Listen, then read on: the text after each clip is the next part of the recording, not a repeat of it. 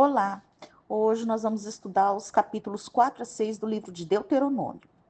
No versículo 1 do capítulo 4, a vida, as bênçãos e a posse de Canaã dependiam da afinidade espiritual entre Israel e Deus, da obediência aos estatutos, ou seja, à lei dada por Deus e comunicada por Moisés.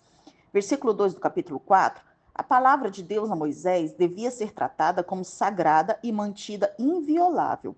Tudo que contradiz, modifica ou altera as escrituras deve ser rejeitado pelos fiéis de Deus. Sua palavra, a Bíblia, é nossa autoridade suprema e nosso guia único como verdade. Versículo 3 do capítulo 4, Baal-Peor era o lugar na Transjordânia onde Israel, pela primeira vez, foi seduzida à adoração indecente da divindade da fertilidade, Baal-Peor. Como resultado, o Senhor ordenou que Moisés matasse todos os homens que participaram desse paganismo sexualmente deturpado, o que ocasionou 24 mil homens israelitas mortos, sendo 22 mil apenas da tribo de Simeão. No versículo 5 do capítulo 4, a lei visava primariamente conduzir Israel. Seu cerimonial e regulamentos judiciais eram para ser usados por uma nação na terra, até que fosse feita a revelação posterior quando Cristo viesse. Versículo 6 do capítulo 4, a fidelidade de Israel seria um testemunho diante do mundo de que Deus estava próximo de seu povo e que as suas leis eram justas. Uma razão importante para Israel permanecer fiel à lei de Deus era a de atrair outros povos para o Senhor, demonstrando a sabedoria e as bênçãos de seguir seus caminhos. Versículo 7 do capítulo 4, a referência aos deuses das nações sugere apenas que as ações que o povo, né, das redondezas acreditavam que esses deuses existiam. Entretanto, é evidente que não existiam. Versículo 8 do capítulo 4. A relevância da lei mosaica para o crente de hoje pode ser resumida da seguinte forma. Primeiramente, essa lei contém certos elementos transitórios, a que não se obrigam os cristãos. Segundo, a lei mosaica encerra princípios eternos de santidade, justiça e verdade, incluídos nos 10 mandamentos e implícitos em toda a lei, que se impõe a todas as gerações de judeus e cristãos. E em terceiro, como parte da Bíblia inspirada, todo o livro foi escrito para nos instruir e é muito proveitoso. Finalmente, é sabido que Moisés escreveu acerca de Cristo. Isso está em Deuteronômio 18, versículo 15, e o próprio Senhor Jesus atesta isso em João 5, versículo 46. Versículo 9 do capítulo 4. Deuteronômio salienta a responsabilidade dos pais para com seus filhos em falar sobre ensinar os caminhos do Senhor. Essa preocupação da aliança com os filhos continua no Novo Testamento. A negligência neste ponto pode resultar em trágica ruína espiritual para nossos filhos e netos. Precisamos ser fiéis ao Senhor e perseverar na sua lei, para podermos transmitir aos nossos filhos uma herança espiritual. Versículo 10 do capítulo 4. Aqui é uma referência à autorrevelação visível de Deus no Monte Sinai, registrada a partir de Êxodo 19, versículo 9, quando uma densa nuvem desceu sobre o Monte Sinai, cheia de relâmpagos e trovões, e parecia fogo descendo sobre o monte. Foi uma experiência inesquecível. Versículo 13 do capítulo 4. Os 10 mandamentos são os princípios fundamentais sobre os quais o pacto entre o Senhor e Israel estava assentado. Os protestantes geralmente os dividem em 4 mandamentos que tratam do nosso relacionamento com Deus e 6 que tratam do relacionamento com o próximo. Versículos 15 a 19 do capítulo 4. Deus é espírito, o que exclui toda representação idólatra de Deus sob a forma de objetos. Ninguém jamais viu a Deus Pai, e é errado o homem tentar representá-lo materialmente para um auxílio à adoração. Conceituar Deus numa forma feita por mãos significa limitar seu poder e glória. Adorar ídolos de outros deuses significava negar a singularidade e a soberania de Deus. A mesma coisa a respeito de cultuar os corpos celestes criados por Deus, como o sol, a lua e as estrelas, e esperar algum significado deles. Versículo 20 do capítulo 4. A descrição do Egito como uma fornalha é uma metáfora para uma fundição cuja função era fundir metais sob um calor tão intenso que todas as escórias e as demais impurezas eram separadas deles, deixando-os puros e usáveis. O Senhor tinha permitido que Israel sofresse no Egito para que estivessem melhor preparados para serem o povo de sua herança. Versículos 23 e 24 do capítulo 4. Deus é um Deus zeloso, no sentido de não tolerar infidelidade da parte de seu povo. Esse tipo de zelo divino é santo e justo. Deus não tem inveja de ninguém nem coisa alguma, mas ele declara e defende enfaticamente o seu direito à adoração exclusiva por parte de seu povo. Versículo 26 do capítulo 4. Uma vez que os seres humanos não estão qualificados para certificar a durabilidade e a confiabilidade das promessas de Deus, e visto que nenhum outro Deus existe para servir de testemunha, Moisés invocou o céu e a terra para servirem nessa função. Versículo 27 do capítulo 4. Israel é avisado que seriam exilados de sua herança como pena pela idolatria. Os pagãos e nações mais imediatamente em vista são os assírios e os babilônios, que levaram cativo Israel e Judá em 722 a.C. e 586 a.C., respectivamente.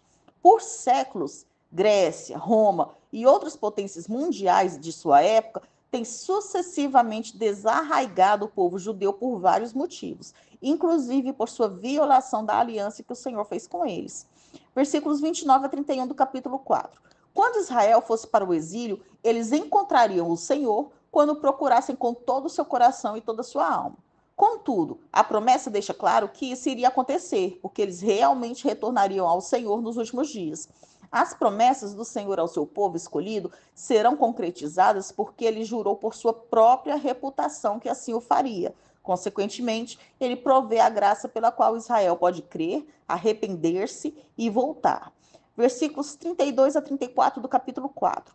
Coisa tão grande ou coisa tamanha refere-se a todo o complexo da eleição divina de Abraão para estabelecer uma nação, a libertação desse povo do cativeiro egípcio, o ato gracioso de Deus de firmar um pacto com eles e seu cuidado por eles desde então.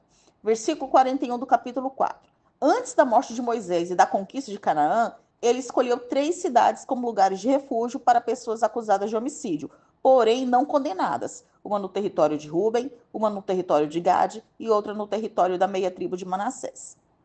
Versículos 42 do capítulo 4. O homicida é qualificado aqui como causando a morte de uma pessoa sem a intenção e a premeditação. Se o acusador odiava a vítima, poderia ser suspeito de homicídio premeditado, e nesse caso, nenhum refúgio poderia ser suficiente. O homicídio culposo é definido hoje de maneira semelhante, como acidental ou sem intenção criminosa. Agora nós vamos falar sobre o capítulo 5.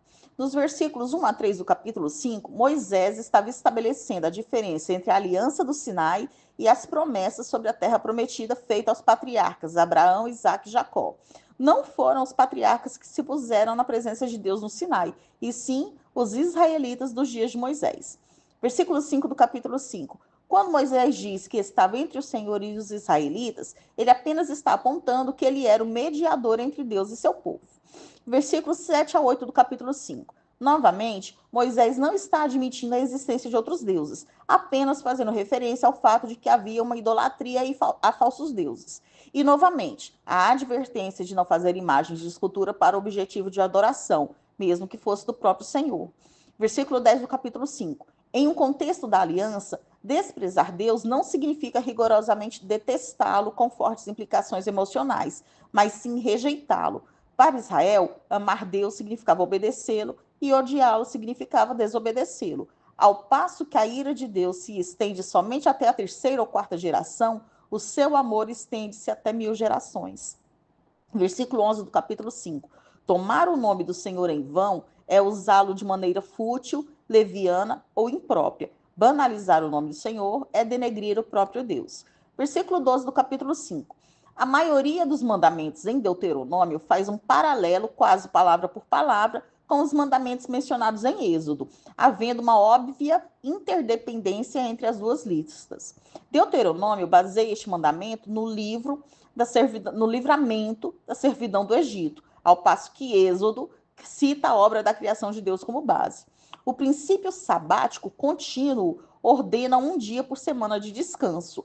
A mudança do 7º para o 1º dia, ou dia do Senhor, pela Igreja do Novo Testamento, em celebração à ressurreição de Cristo, aponta para a inauguração da nova criação e também para a redenção do crente da servidão ao pecado, mediante a morte e a ressurreição de Cristo.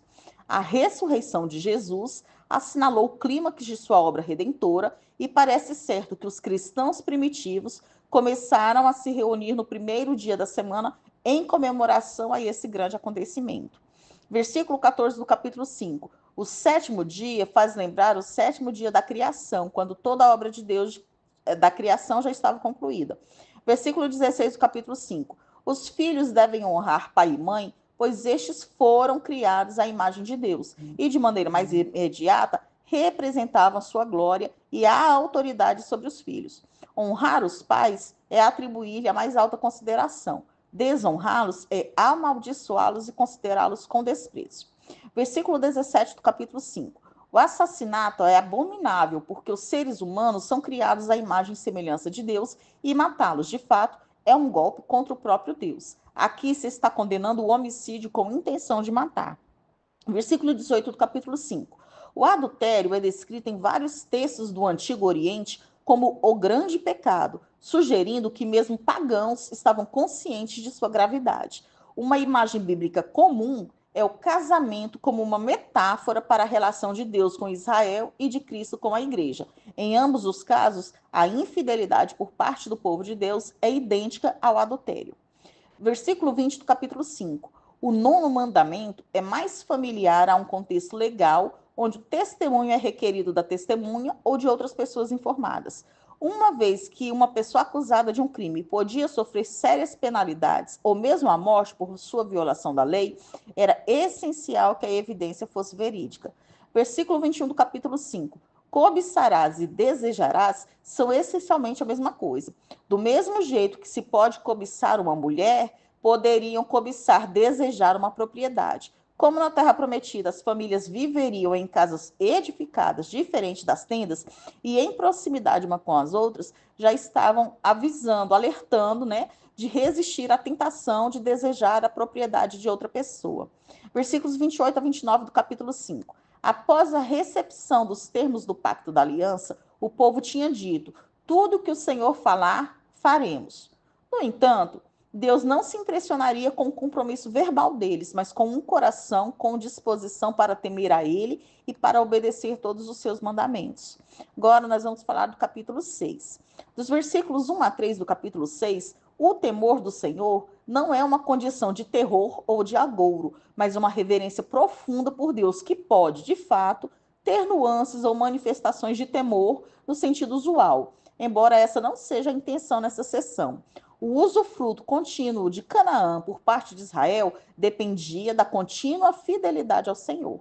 Versículos 4 a 5 do capítulo 6. Esses dois versículos, que estão contidos nos 10 mandamentos, é chamado de Shema. Shema, S-H-E-M-A. Este era considerado o maior mandamento. Essa foi a resposta, inclusive, de Jesus em Marcos 12, versículos 28 a 30, quando ele foi perguntado qual era o maior mandamento. O Shema se divide em uma declaração que afirma a natureza de Deus e outra ordenando determinada resposta a essa compreensão. Uma nota interessante aqui é que no original, em hebraico, a palavra único, se referindo a Deus, é Ead, soletrando E-H-A-D-H.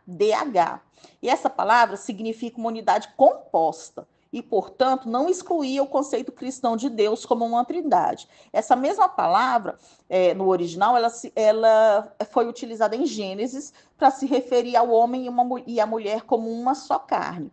A palavra hebraica que expressa unidade absoluta é Yadi, que soletrando é Y-A-H-I-D-H, e nunca foi usada para expressar a unicidade de Deus na Bíblia. Versículos 8 a 9 do capítulo 6. A ordem de atar os mandamentos é uma linguagem figurada, porém os judeus entenderam de forma literal E até hoje, os judeus mais conservadores atam pequenas caixas contendo esses versículos a seus braços e testa, e as fixam também nas ombreiras das portas de suas casas. Versículos 10 a 11 do capítulo 6. Quando da posse da terra prometida e a expulsão de seus moradores, as estruturas físicas e os recursos agrícolas seriam deixados intactos, precisamente para que Israel pudesse aproveitá-los e assim mais rápido e facilmente se estabelecesse na terra. Versículo 16 do capítulo 6. Massá significa teste e se refere a um episódio em Êxodo no qual Israel exige que Moisés providencie água para o povo beber e Moisés tira a água da rocha. Israel não deveria ser presunçoso ao ponto de submeter Deus a um teste, buscando prova de sua presença e poder.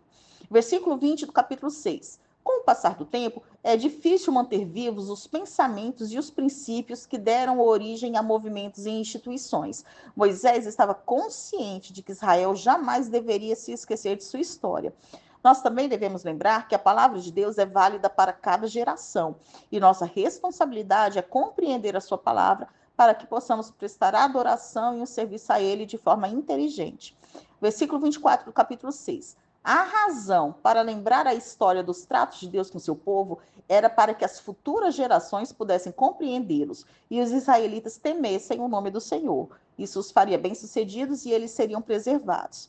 Versículo 25 do capítulo 6. A justiça aqui está associada à obediência aos mandamentos do Senhor, mas isso não sugere que a justiça seria ganha por obras. O favor de Deus não pode ser ganho por obras. Justiça é uma das palavras-chave do Antigo Testamento e significa tudo que é reto, justo e verdadeiro.